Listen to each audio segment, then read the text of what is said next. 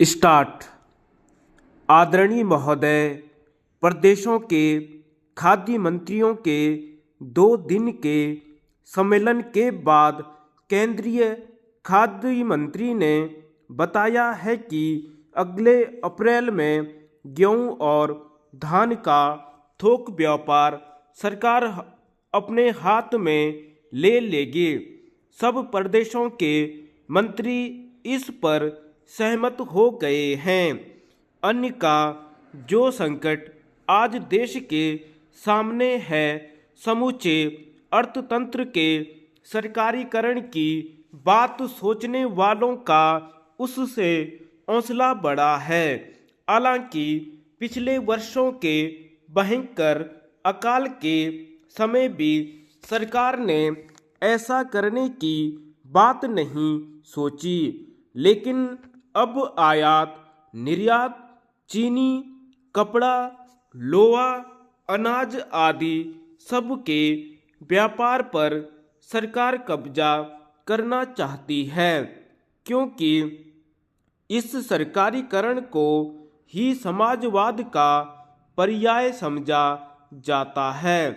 वित्त मंत्रालय पहले 50 लाख टन से अधिक के भंडार बनाने के पक्ष में नहीं था, लेकिन वह इतनी जल्दी 2 करोड़ टन अनाज की खरीद फरोख्त में 20 अरब रुपया फंसाने को कैसे तैयार हो गया और इसके पीछे क्या आर्थिक तर्क हैं, यह बात आसानी से समझ में आने वाली नहीं।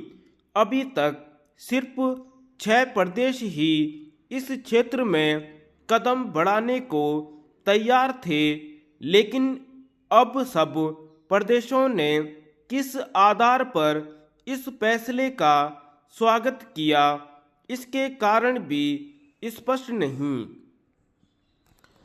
सरकारीकरण या राष्ट्रीयकरण का सर्वत्र विरोध नहीं किया जा सकता, लेकिन कुछ क्षेत्र ऐसे हैं जिनकी देखभाल का दायित्व जनता पर ही छोड़ा जाना चाहिए।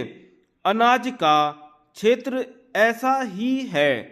जमाखोरी और मुनाफाखोरी रोकने के लिए सरकार कठोर निरीक्षक की भूमिका यदि निभाए और अभाव की पूर्ति का ही जिम्मा संभाले, तो समस्या का द्विपक्षीय हल भी निकाला जा सकता है और सरकार बहुत सी परेशानियों तथा आलोचनाओं से भी बच सकती है।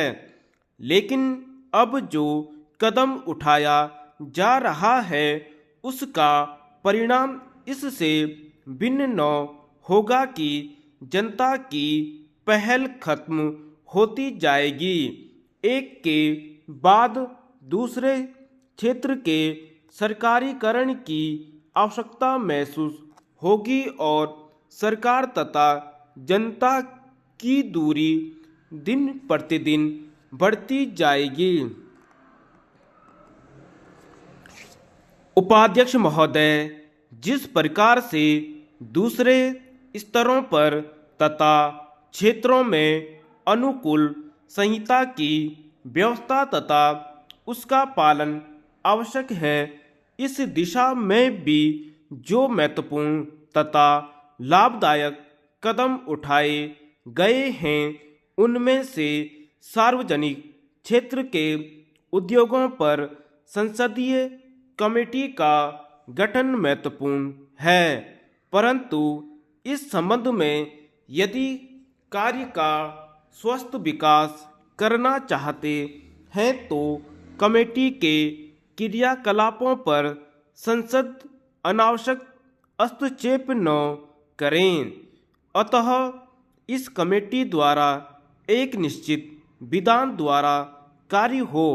इसके लिए संसद केवल नीति संबंधी प्रश्नों तथा समालोचनाओं तक ही अपने को सीमित रखें।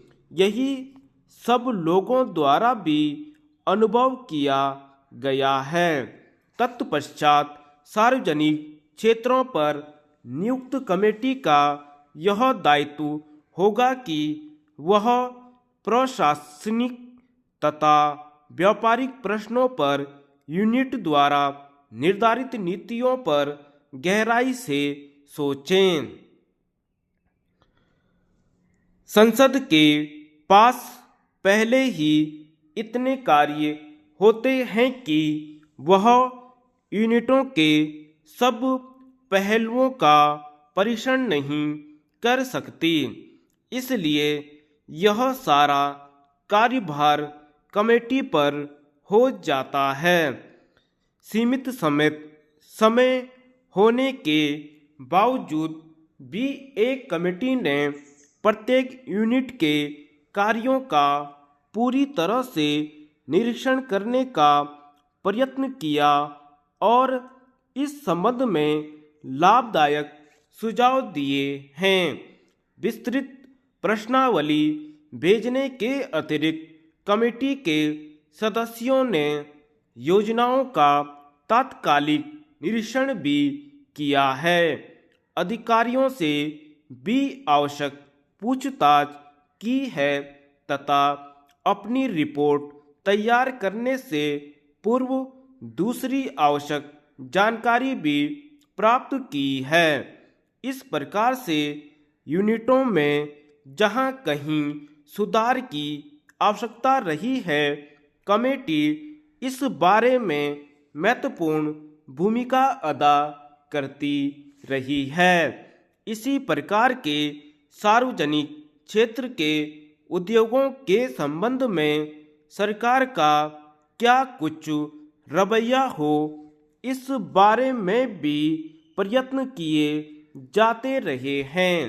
सर्वांगीण विकास के लिए यह जरूरी भी है कि सरकार तथा सार्वजनिक क्षेत्र के उद्योगों के संबंध में सब लोगों द्वारा ठीक प्रकार से जान लिए जाएं। इस संबंध में सरकार यूनिटों के लिए कुछ मार्गदर्शन निर्धारित कर रही है। अतः मेरा सरकार से अनुरोध है कि इस बात का पूरी तरह से पालन हो जिससे कि लक्ष्य प्राप्ति हो सके। धन्यवाद।